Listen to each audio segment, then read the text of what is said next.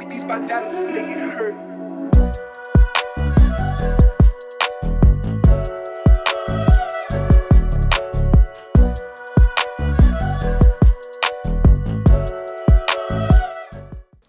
So good evening everyone, कैसे हो यार सभी लोग। आज इस वीडियो में हम हमारा जो टॉपिक है फ्रिक्शन का उसको पूरी तरीके से ख़त्म करने वाले हैं।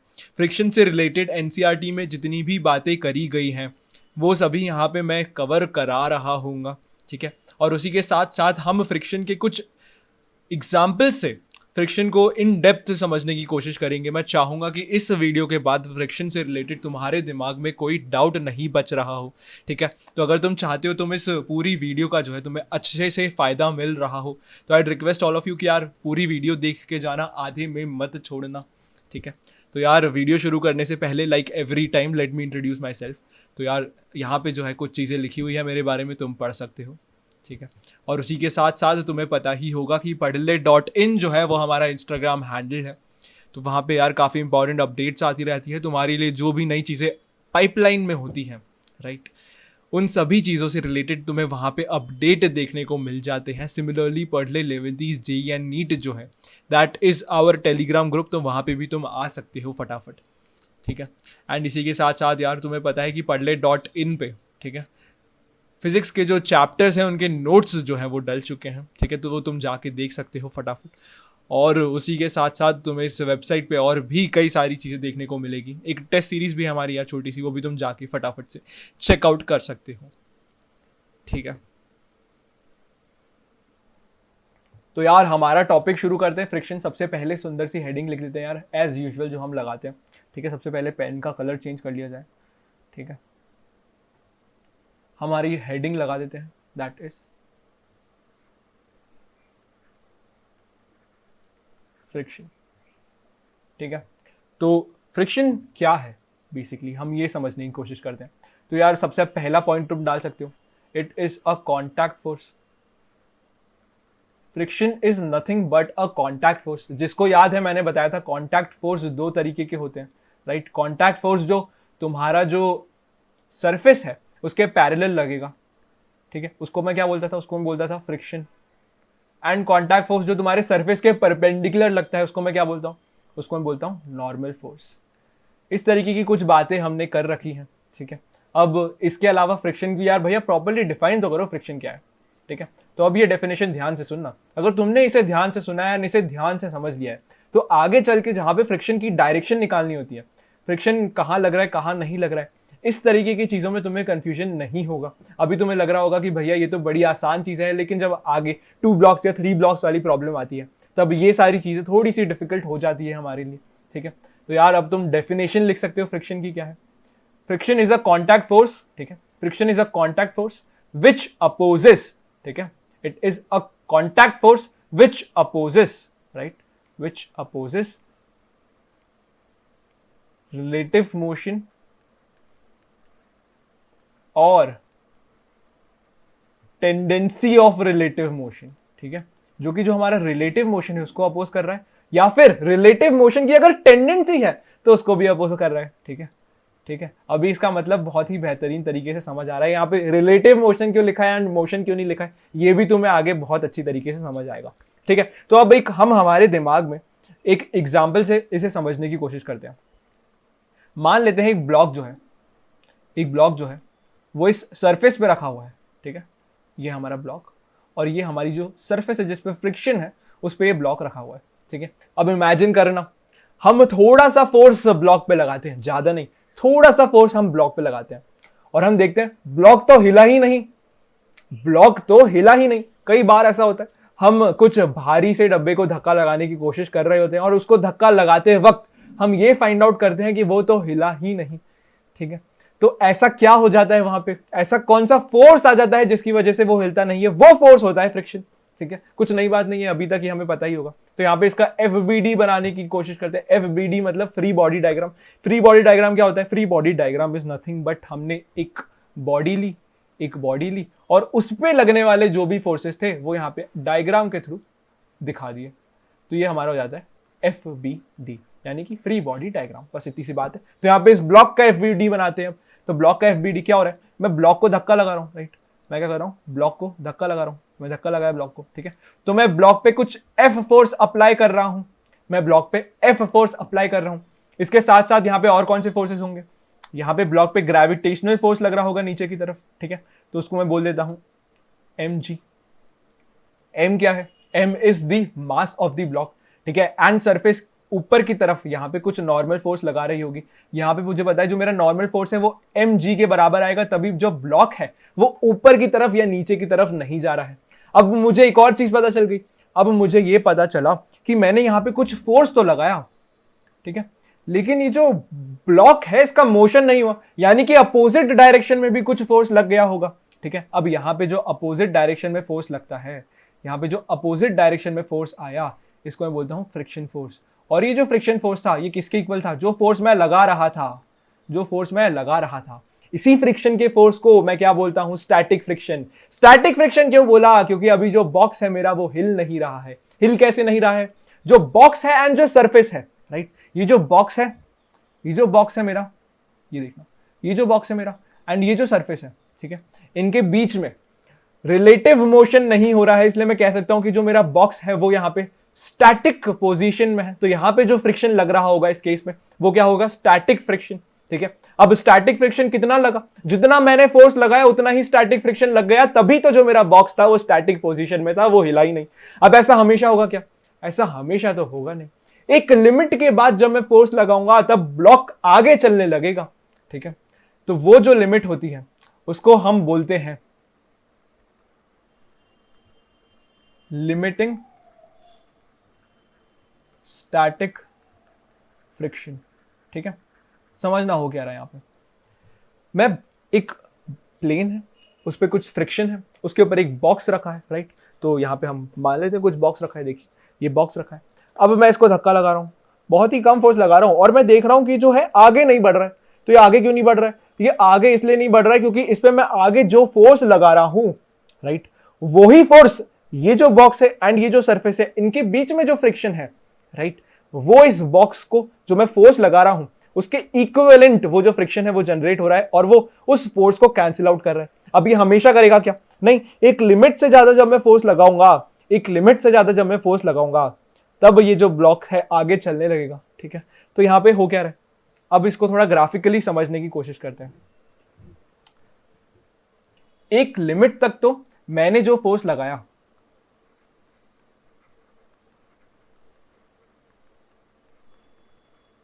उसके इक्वल हो रहा था फ्रिक्शन, ठीक है। लेकिन जैसे जैसे मैं फोर्स बढ़ाता गया उसके बाद मैंने देखा कि एक फ्रिक्शन की लिमिटिंग वैल्यू रीच हो गई, उसके ज्यादा फ्रिक्शन बढ़ नहीं सकता था। अब जब फ्रिक्शन उससे ज्यादा नहीं बढ़ पाया और मैंने उससे आगे फोर्स लगा दिया तो मेरा जो बॉडी है वो आगे चलने लग गई, ठीक है। तो स्टैटिक फ्रिक्शन जो होता है हमारा, स्टैटिक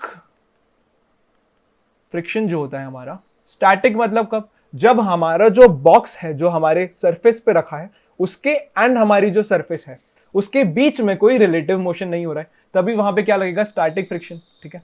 और स्टैटिक फ्रिक्शन जो होता है हमारा, that is always equal to force applied, ठीक है। फिर भैया जब बॉडी मूव करने लगती है तब जो फ्रिक्शन आता है उस फ्रिक्शन को हम क्या बोलते हैं, ठीक है। जब बॉडी मूव करती है तब जो फ्रिक्शन आता है उस फ्रिक्शन को हम बोलते हैं काइनेटिक फ्रिक्शन, ठीक है, काइनेटिक फ्रिक्शन।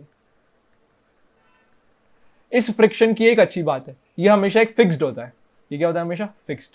ये स्टैटिक फ्रिक्शन की तरह बदलता नहीं है। अब तुम सोच रहे हो भैया स्टैटिक फ्रिक्शन बदल कैसे रहा था, अरे बदल रहा था ना यार। ये देखो बॉक्स रखा हुआ है, इसको मैं फोर्स लगा रहा हूं 1 न्यूटन का और देखो ये हिला नहीं, मतलब 1 न्यूटन मान लेते हैं, कुछ एक्स अमाउंट का फोर्स लगा रहा हूं, ठीक है, और देखो ये हिला नहीं। उसके बाद मैं सोचा थोड़ा और लगाता हूं, फिर मैं थोड़ा और फोर्स लगाया, फिर भी नहीं हिला। तो जब मैंने थोड़ा कम फोर्स लगाया तब क्या हुआ, उतने ही कम अमाउंट का फोर्स पीछे से फ्रिक्शन ने लगा दिया, ठीक है। जब मैंने थोड़ा और फोर्स लगाया तो उतने ही अमाउंट का फोर्स पीछे से फ्रिक्शन ने लगा दिया। तो जितना मैं फोर्स लगा रहा हूं उतना ही फोर्स फ्रिक्शन लगा रहा है, ठीक है। तो यहां पे जो फ्रिक्शन फोर्स लगा रहा है दैट इज इक्वल टू जो मैं फोर्स लगा रहा हूं उसके, क्योंकि बॉडी तो आगे की तरफ जा ही नहीं रही है, यानी कि जो फ्रिक्शन का फोर्स है वो वेरिएबल है।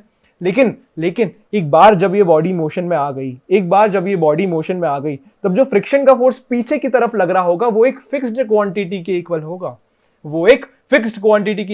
और वो फिक्स्ड क्वांटिटी क्या होगी, that is nothing but mu के इनटू एन। यहां पे म्यू के क्या है, इसको हम बोलते हैं कोएफिशिएंट ऑफ काइनेटिक फ्रिक्शन, ठीक है। अब यहां पे स्टैटिक फ्रिक्शन में हमने एक और बात करी थी, हमने कहा था जो स्टैटिक फ्रिक्शन हम जो फोर्स लगा रहे हैं ब्लॉक पे उसको अपोज करेगा एंड ब्लॉक को स्टैटिक पोजीशन में रखेगा। अब मैंने बोला था वो कब तक लगाएगा, उसकी जो मैक्सिमम लिमिट होती है, जो स्टैटिक फ्रिक्शन की मैक्सिमम लिमिट होती है उसको मैंने क्या बोला था, limiting static friction, limiting static friction, ठीक है। और ये जो लिमिटिंग स्टैटिक फ्रिक्शन होता है इसका जो फॉर्मूला होता है that is equal to mu S into N, ठीक है। अब यार तुम सोच रहे होगे यहाँ पे म्यू एस क्या है, तो mu s is nothing but coefficient of static friction, ठीक है। अगेन ये जो फॉर्मूला है ये स्टैटिक फ्रिक्शन का है क्या, नहीं, ये फॉर्मूला लिमिटिंग स्टैटिक फ्रिक्शन का है।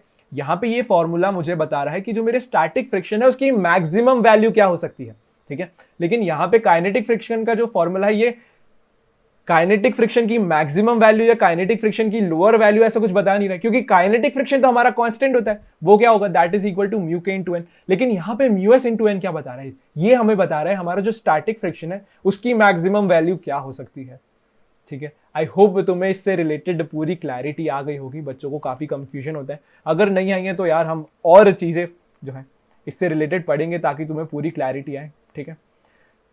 तो कुछ और बातें कर लेते हैं, ठीक है। अभी हमें समझ में आ गया स्टैटिक फ्रिक्शन क्या होता है एंड काइनेटिक फ्रिक्शन क्या होता है, ठीक है। अब एक ग्राफ बनाने की कोशिश करते हैं, ठीक है। एक ग्राफ बनाने की कोशिश करते हैं जहां पे जो हमारी एक्स एक्सिस है, ठीक है, जो हमारी एक्स एक्सिस है इसके अलोंग कितना फोर्स लग रहा है हम वो लिखेंगे, एंड जो वाई एक्सिस है उसके अलोंग कितना फ्रिक्शन लग रहा है वो लिखेंगे, ठीक है। तो हम समझते हैं फिर से, ये हमारा रफ सरफेस, ये आ गई हमारी रफ सरफेस जी, इसके ऊपर हमने हमारा बॉक्स लगा दिया, हम यहाँ से फोर्स लगा रहे हैं, ठीक है। तो हम सबसे पहले बहुत कम अमाउंट का फोर्स लगाते हैं, यहाँ पे धक्का देते हैं इसको, और हम देखते हैं कि ये तो हिला ही नहीं, ठीक है। ये हिला क्यों नहीं, क्योंकि उतने ही अमाउंट का पीछे की तरफ फ्रिक्शन लगा होगा, ठीक है। ये हिला क्यों नहीं, क्योंकि उतने ही अमाउंट का पीछे की तरफ फ्रिक्शन लगा होगा, और इस फ्रिक्शन को मैं क्या बोलता हूँ, स्टैटिक फ्रिक्शन, स्टैटिक फ्रिक्शन, ठीक है। और ये जो फ्रिक्शन है मैंने फोर्स थोड़ा सा बढ़ा दिया, ठीक है, मैंने अब F की जगह 2F लगाया, ठीक है। तो मैं देख रहा हूं जो फ्रिक्शन है वो 2F के बराबर हो गया, ठीक है। और ये कितना बड़ा हो सकता है, ये इतना बड़ा हो जाएगा जब तक ये जो फ्रिक्शन है ये इसकी जो लिमिटिंग स्टैटिक फ्रिक्शन होता है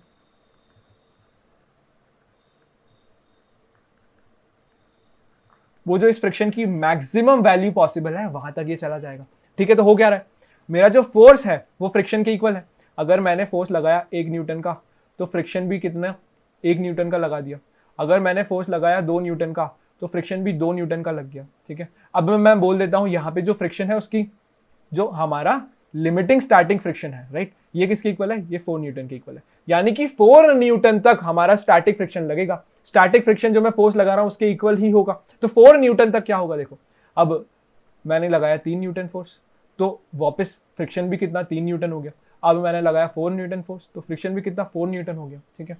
अब इसके बाद कहानी बदल जाएगी, अब इसके बाद, ठीक है, इसके बाद अगर मैंने फोर्स बढ़ाया, इसके बाद अगर मैंने 5 न्यूटन फोर्स लगाया, ठीक है, तब मेरा जो फ्रिक्शन लगेगा, ठीक है, तब मेरा जो फ्रिक्शन लगेगा वो कांस्टेंट हो जाएगा। अब मैं 5 न्यूटन लगाऊं, 6 न्यूटन लगाऊं, 7 न्यूटन लगाऊं, 8 न्यूटन लगाऊं, अब मेरा जो फ्रिक्शन है वो कांस्टेंट हो जाएगा। कांस्टेंट क्यों, क्योंकि अब स्टैटिक फ्रिक्शन नहीं लग रहा होगा। स्टैटिक फ्रिक्शन तो उसकी लिमिटिंग स्टैटिक फ्रिक्शन जो वैल्यू होती है जब तक वो रीच नहीं हो जाएगी, ठीक है, तब तक हमारा स्टैटिक फ्रिक्शन लग रहा होता है, राइट।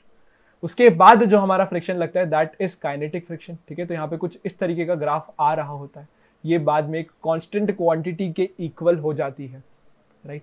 एंड यहाँ पे ये जो फ्रिक्शन होता है ये इसको क्या बोलते हैं, लिमिटिंग स्टैटिक फ्रिक्शन,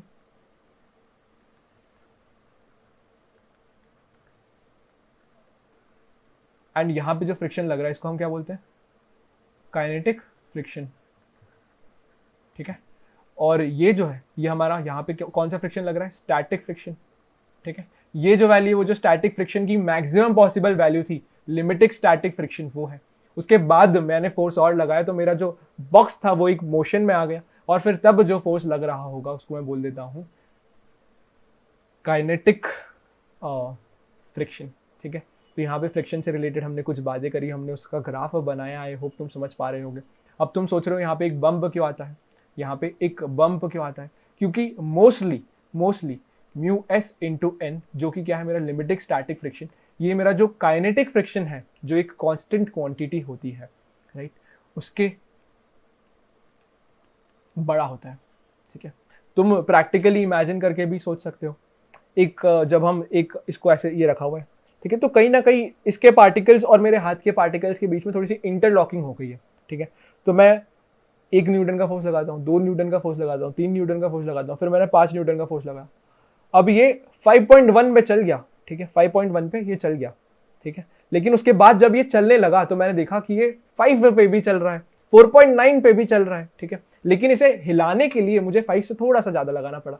ठीक है, तो तुम्हें थोड़ी सी फील आ रही होगी, काइनेटिक फ्रिक्शन जो है हमारा लिमिटिंग स्टैटिक फ्रिक्शन से हमेशा थोड़ा सा कम क्यों होता है। ठीक है, बहुत ही स्लाइट सा वेरिएशन है। अगर हमें क्वेश्चन में म्यू एस और म्यू के अलग अलग दिए हैं तो हम इस तरीके की बातें करेंगे। अगर हमें खाली म्यू दे दिया है, ठीक है, तो हम बोलेंगे mu is equals to mu s is equals to mu k. ठीक है, तभी हमारा जो लिमिटिंग स्टैटिक फ्रिक्शन होगा वो ही हमारा म्यू के इक्वल हो जाएगा, एंड हमारा जो काइनेटिक फ्रिक्शन का जो कोएफिशिएंट है वो भी हमारा म्यू के बराबर हो जाएगा। ठीक है, तो यहाँ पे ये हमने ग्राफ से रिलेटेड पूरी चर्चा कर ली फ्रिक्शन के बारे में। ठीक है, अब इसी के साथ साथ मैं तुमसे एक सवाल पूछता हूँ। अब तुम सोचोगे, ठीक है, ये है ये हमारी सरफेस है।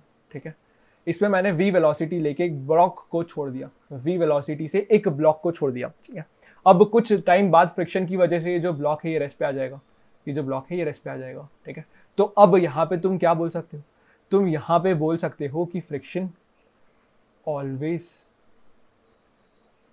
Opposes motion. लेकिन ये जो है ये टोटली गलत है। ठीक है, ये जो स्टेटमेंट है ये टोटली गलत है। अभी बताता हूं गलत क्यों। एक एग्जांपल सोचो, ये है हमारी कन्वेयर बेल्ट। ठीक है, कन्वेयर बेल्ट है हमारी, ये ऐसे चल रही है, ये फ्रिक्शन है थोड़ा सा यहाँ पे इस बेल्ट पे, इसलिए ऐसी चीजें बना दी है ऊपर। ठीक है, तो ये जो बेल्ट है, ठीक है, एक सरफेस है, फ्रिक्शन वाला सरफेस है, यहाँ से ऐसे चल रहा है, यहाँ से ये बेल्ट आगे जा रही है और यहाँ से वापस ऐसे रीलोड होके ऊपर आ रही है, इस तरीके से जो हमारी सरफेस है वो खुद चल रही है। ठीक है, हमारी सरफेस खुद चल रही है। ठीक है, तो अब क्या होगा, अब मैं यहाँ पे अगर एक बॉक्स रखूंगा, ठीक है, अब मैं यहाँ पे एक बॉक्स रखूंगा, तो ये जो बॉक्स है मैं देख रहा हूँ सरफेस के साथ साथ चलने लग रहा है। ठीक है, बॉक्स को तो मैंने रेस्ट पे रखा, मैंने तो इसे रेस्ट पे रखा, लेकिन अब मैं देख रहा हूँ ये जो बॉक्स है ये चलने लगा। तो क्यों चलने लगा, ये इसलिए चलने लगा, इसलिए चलने लगा, friction between box and that surface made the box to move, जिसकी वजह से वो जो उसकी स्टेट ऑफ रेस्ट थी उसके अलावा स्टेट ऑफ मोशन में आ गया। ठीक है, तो यहाँ पे क्या था, फ्रिक्शन ऑलवेज अपोजेस मोशन, यहाँ पे तो फ्रिक्शन ने मोशन करा दिया जी, तो ये स्टेटमेंट गलत हो गया। अब तुम मुझे बताओ सही स्टेटमेंट क्या है। सही स्टेटमेंट ये है friction always opposes relative motion. ठीक है, सही स्टेटमेंट है friction always opposes relative motion. ठीक है, समझना बात को। अगर मेरा जो सरफेस है वो रेस्ट पे है तो फ्रिक्शन चाहेगा मैं भी रेस्ट पे रहूं, लेकिन अगर यहां पे इस सिचुएशन की तरह अगर मेरा सरफेस कुछ v वेलोसिटी से चल रहा है तो इस केस में फ्रिक्शन चाहेगा कि जो मेरा बॉक्स है वो भी कुछ v वेलोसिटी से चले। ठीक है, तो फ्रिक्शन का काम क्या है, फ्रिक्शन चाह रहा है जो रिलेटिव मोशन सरफेस और बॉक्स के बीच में उसको एलिमिनेट कर देना। अब अगर जो सरफेस है उसकी कुछ v वेलोसिटी तो फ्रिक्शन चाहेगा जो बॉक्स है उसकी भी कुछ v वेलोसिटी हो जाए। अगर सरफेस रेस्ट पे है तो वो चाहेगा जो बॉक्स है वो भी रेस्ट पे हो जाए। ठीक है, तो यहाँ पे अब तुम्हें और अच्छे से समझ में आ गया है पूरी बातें, हम रिलेटिव पे इतना एम्फेसाइज क्यों कर रहे थे। ठीक है, यहाँ पे ये एग्जांपल इसीलिए लिया गया था।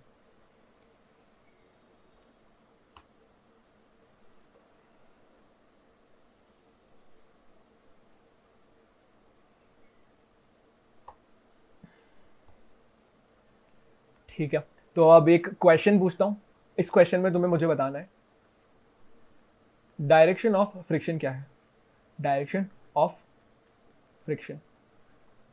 ठीक है, थोड़ा ट्रिकी सवाल हो सकता है, तुम्हारा दिमाग कंफ्यूज हो सकता है, लेकिन मैंने जो रिलेटिव मोशन की बात करी है, अगर तुम वो ध्यान रखोगे तो कोई डाउट नहीं आएगा, क्वेश्चन आराम से सॉल्व होने वाला है, ठीक है।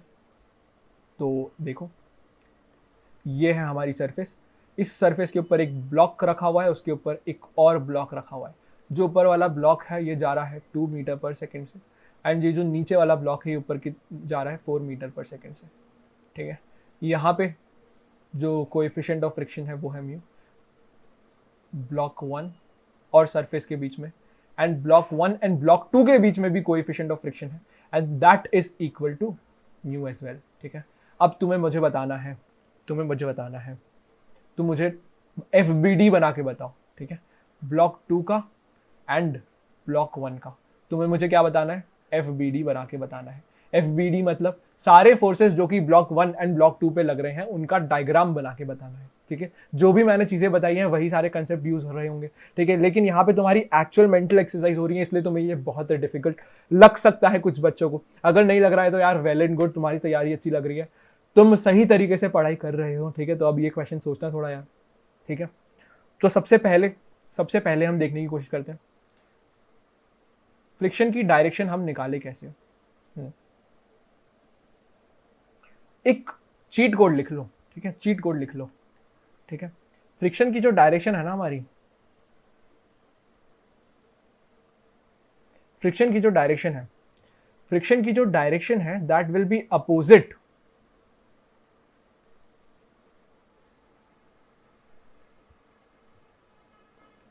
टू ऑपोजिट, ठीक है, opposite to relative motion,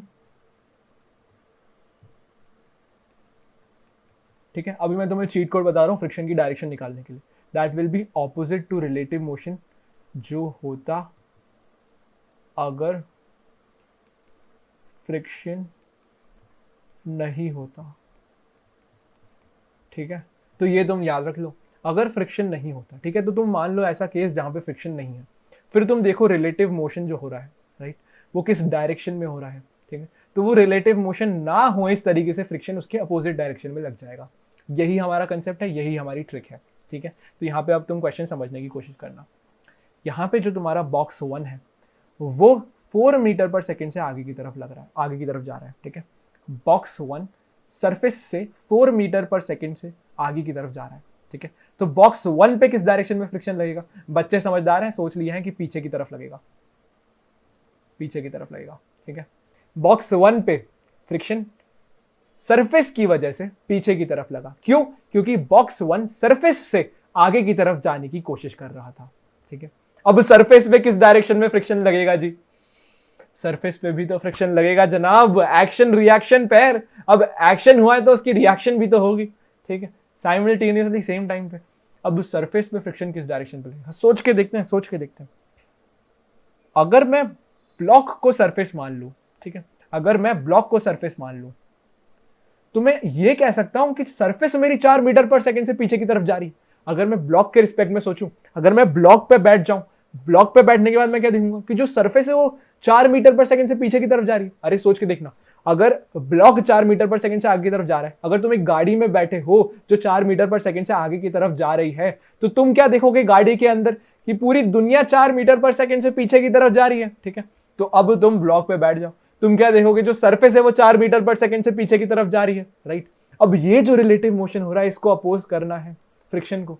friction नहीं चाहता सरफेस ब्लॉक से दूर जाए, सरफेस ब्लॉक से पीछे की तरफ 4 मीटर पर सेकंड से जा रही है, तो सरफेस पे फ्रिक्शन आगे की तरफ लग जाएगा, ठीक है। तो सरफेस पे किस डायरेक्शन में फ्रिक्शन लगेगा? इस डायरेक्शन में, ठीक है। कलर चेंज कर लेते हैं थोड़ा ताकि तुम्हें क्लैरिटी आ जाए। ब्लॉक 1 में फ्रिक्शन जो लगा है वो पीछे की तरफ लगा है, देखो सरफेस की वजह से। अब ब्लॉक 1 की वजह से सरफेस पे जो फ्रिक्शन लगा है वो आगे की तरफ लगा है। क्यों? क्योंकि ब्लॉक 1 के लिए सरफेस पीछे जाने की कोशिश कर रही थी, सरफेस के लिए ब्लॉक आगे जाने की कोशिश कर रहा था, इसलिए जो फ्रिक्शन लगा है उनके जो रिलेटिव मोशन हो रहा है उनके अपोजिट लग रहा है, ठीक है, ठीक है, समझ गए ना?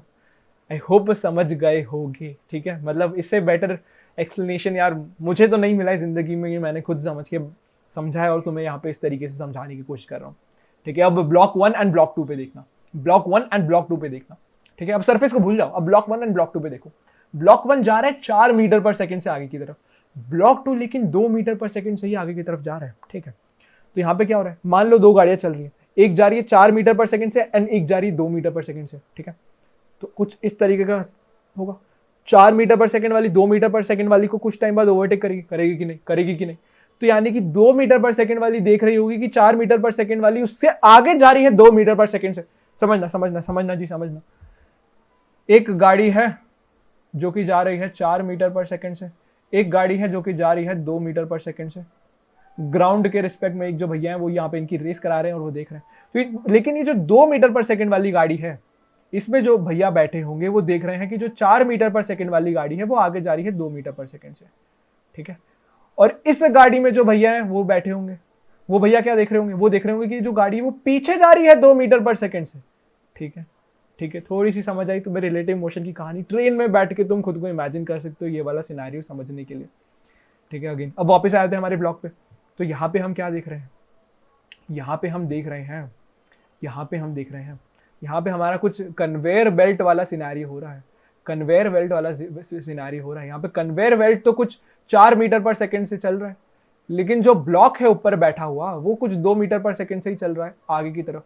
अब यहाँ पे कन्वेयर बेल्ट और ब्लॉक के बीच में फ्रिक्शन लगेगा, क्योंकि फ्रिक्शन चाहता है कि अगर कन्वेयर बेल्ट 4 मीटर पर सेकंड से चल रहा है तो जो ब्लॉक है वो भी 4 मीटर पर सेकंड से चलना चाहिए, ठीक है। तो इस केस में ब्लॉक 2 पे फ्रिक्शन आगे की तरफ लग जाएगा, ताकि फ्रिक्शन ये जो 2 मीटर पर सेकंड है, ये जो 2 मीटर पर सेकंड है, इसको 4 मीटर पर सेकंड बना सके, ठीक है।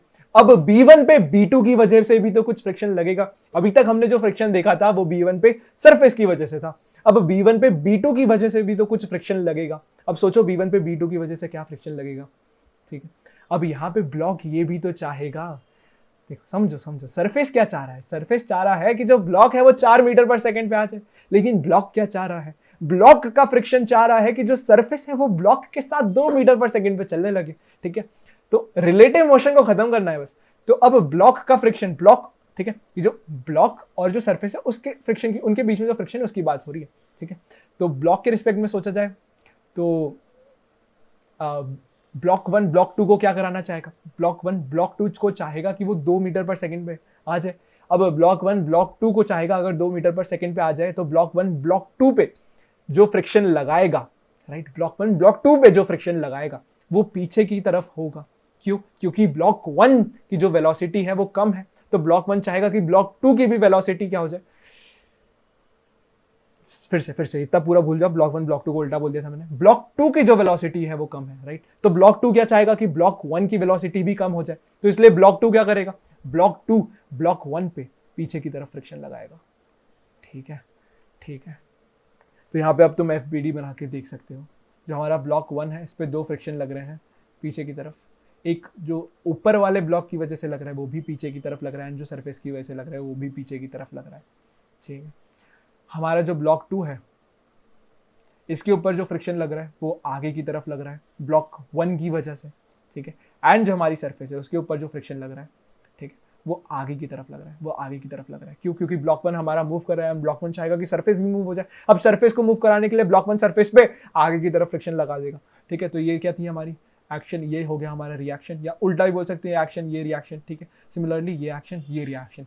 तो इस तरीके से हमारे फ्रिक्शन हमारे ब्लॉक में आ रहे होंगे। पूरी डेप्थ के साथ तुम्हें कंसेप्ट दिया है। मैं चाहूंगा अगर ये वाला पार्ट समझ में नहीं आया तो इस वीडियो को फिर से देखना, इतना पार्ट को तुम जितनी बार देखोगे उतना अच्छा होगा यार।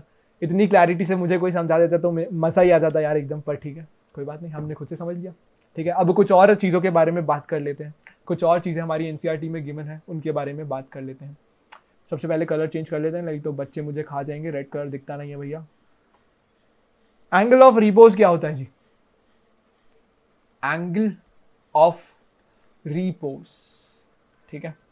तो अब इमेजिन करना, अब इमेजिन करना, angle of repose is nothing but ये एक सरफेस है, ठीक है।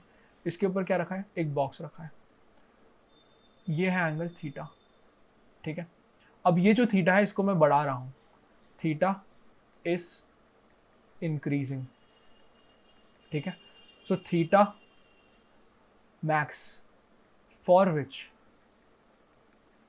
The box will not slide, that is angle of repose. ठीक है, समझने की कोशिश करना, यहाँ पे अगेन प्रैक्टिकली तुम्हें समझाया जा रहा है। ये है मेरी सरफेस, इसके ऊपर हमारा ब्लॉक रखा हुआ है। एंगल ऑफ रिपोज क्या है? ये जो सरफेस है इसका इंक्लिनेशन एंगल हम धीरे धीरे बढ़ा रहे हैं। ठीक है, इसका इंक्लिनेशन एंगल हम धीरे धीरे बढ़ा रहे हैं। ठीक है, तो मैक्सिमम एंगल जब तक ये जो मेरी पेन ड्राइव है या फिर जो मेरा बॉक्स है वो स्टैटिक था, वो हिला नहीं, उस मैक्सिमम एंगल को क्या बोलते हैं हम? Angle of repose. ठीक है, उस एंगल को क्या बोलते हैं? तो ये कुछ हमारा एंगल ऑफ रिपोज है। उसके बाद क्या हो गया? स्लाइड हो गया। ठीक है, तो उसको वहीं पे रहने देते हैं, हम हमारा जो टॉपिक है उसको कंटिन्यू करते हैं। तो इसको हम कैलकुलेट कैसे कर सकते हैं मैथमेटिकली, ये किसके इक्वल आएगा ये हम समझने की कोशिश करते हैं। तो यहाँ पे इंक्लाइन पे हमने जो ग्रेविटी के कंपोनेंट्स ब्रेक करना सीखे, तो यहाँ पे हमें उसका फायदा मिल रहा होगा। ठीक है, मान लेते हैं ये हमारी इंक्लाइन है थीटा, और एंड मान लेते हैं कि इस थीटा एंगल पे जो मेरा म्यू एस है, म्यू एस क्या है मेरा? Coefficient of limiting friction. ठीक है, और म्यू एस इंटू एन क्या होता है? This is my limiting friction. ठीक है, तो ग्रेविटेशन का वो कंपोनेंट जो इस सरफेस के पैरेलल लग रहा है, ठीक है, जो इस सरफेस के पैरेलल लग रहा है, जब वो मेरा जो लिमिटिंग फ्रिक्शन है that is mu S into N के इक्वल हो जाएगा, उस थीटा को मैं बोल दूंगा एंगल ऑफ रिपोज। उस थीटा को मैं क्या बोल दूंगा? Angle of repose. ठीक है, तो अब ये कैलकुलेशन कर लेते हैं। ऊपर की तरफ जो नॉर्मल लगेगा ये रहा नॉर्मल मेरा, और नीचे की तरफ एफ परपेंडिकुलर लगेगा। ठीक है, अब यहाँ पे एफ पैरेलल किसके इक्वल होता है? It is equal to m g sine theta. ये बातें हमने क्या करी है?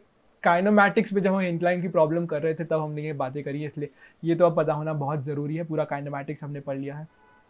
ठीक है, एफ परपेंडिकुलर क्या आएगा? एम जी कॉस थीटा के बराबर। ठीक है, तो यहाँ से मैं क्या देख सकता हूँ?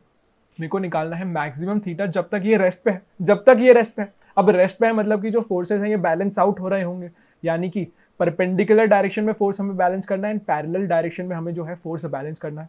यहाँ से बोल सकता हूँ n is equals to m g cos theta. ठीक है, और क्या बोल सकता हूँ? और मैं बोल सकता हूँ एम जी साइन थीटा जो है that is equal to mu S into N. ठीक है, अब ये जो मेरी सेकेंड इक्वेशन है, इसमें मैं फर्स्ट इक्वेशन से जो मेरी n की वैल्यू है वो लगाता हूँ। ठीक है, चार्जिंग जो है वो खत्म हो गई है, चार्जर लगाना चाहिए एज सून एज पॉसिबल।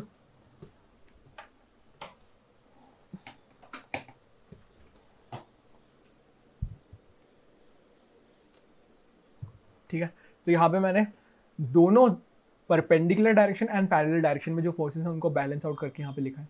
ठीक है, अब एम जी साइन थीटा किसके इक्वल होगा? म्यू एस इंटू एन के, और एन जो है एम जी कॉस थीटा के इक्वल है, तो मैं यहाँ से बोल सकता हूँ m g sine theta should be equal to mu S into m g cos theta. ठीक है, यहाँ से एम जी कट जाएंगे, एंड यहाँ से हम देख सकते हैं कि जो हमारा म्यू एस है वो किसके इक्वल आ गया? टैन थीटा, या फिर मैं बोल सकता हूँ theta is equals to tan inverse of mu s. ठीक है, तो एंगल ऑफ रिपोज की क्या वैल्यू होती है मैथमेटिकली हमने यहाँ पे वो भी निकाल के देख लिया, एंड उसका जो फिजिकल सिग्निफिकेंस है यहाँ पे मैंने तुम्हें वो भी हमारा जो पेन ड्राइव है उसको गिरा के अच्छे से एक्सप्लेनेशन दे दिया है।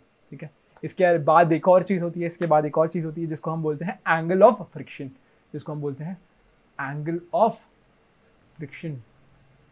तो यार ये क्या चीज़ होती है? एंगल ऑफ फ्रिक्शन क्या चीज़ है? ठीक है, तो यहाँ पे तुम इसको समझ सकते हो, एंगल ऑफ फ्रिक्शन,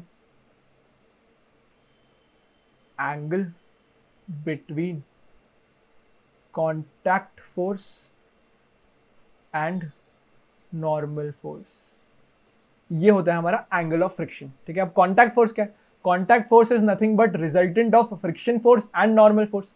ठीक है, फ्रिक्शन फोर्स मेरा पैरेलल लगता है सरफेस के, नॉर्मल फोर्स मेरा सरफेस के परपेंडिकुलर लगता है, और इन दोनों का रिजल्टेंट जो होता है वही तो मेरा कॉन्टैक्ट फोर्स होता है। तो यहाँ पे कॉन्टैक्ट फोर्स को मैं क्या बोल सकता हूँ? Under root of F square plus N square. ठीक है, यहाँ पे हम फिर से हमारा डायग्राम बना देंगे, हमारा नॉर्मल फोर्स, ये क्या है? हमारा फ्रिक्शन, एंड यहाँ पे जो इनका रिजल्टेंट होता है वो हमारा होता है कॉन्टैक्ट फोर्स, जिसका जो फॉर्मूला है that is nothing but under root of F square plus N square. ठीक है, एंड यहाँ पे जो एंगल है, एंगल ऑफ फ्रिक्शन, वो कौन सा एंगल है?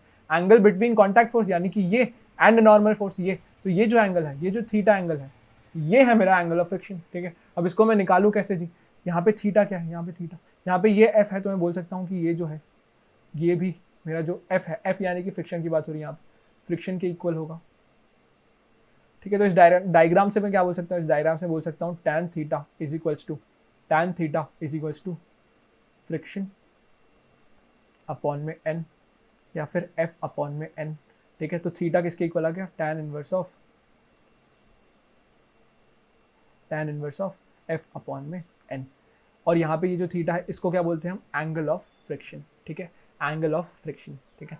अब इससे रिलेटेड कुछ और बात कर लेते हैं, इससे रिलेटेड कुछ और बात कर लेते हैं। हमें क्या पता चल गया अभी, वो इसको नोट डाउन कर लेते हैं। एंगल ऑफ फ्रिक्शन क्या होता है, tan फाई, यहाँ पे जो फाई है that is equal to F by N, या फिर मैं बोल सकता हूँ phi is equals to tan inverse of F by N. ये क्या होता है, angle of friction. Angle of friction यानी कि angle between normal force and contact force, ठीक है। अब यहाँ पे ये मैक्सिमम कितना हो सकता है, ये मैक्सिमम कितना हो सकता है, ठीक है। तो ये मैक्सिमम जो है, राइट, सोच के देखते हैं मैक्सिमम कितना हो सकता है। उसके लिए हम सबसे पहले समझते हैं कि हमारा जो f है वो मैक्सिमम कितना हो सकता है, that is equal to maximum, इसकी वैल्यू होती है म्यू एस इंटू एन, ठीक है, म्यू एस इंटू एन, ठीक है। एंड सिमिलरली हमारा जो नॉर्मल फोर्स है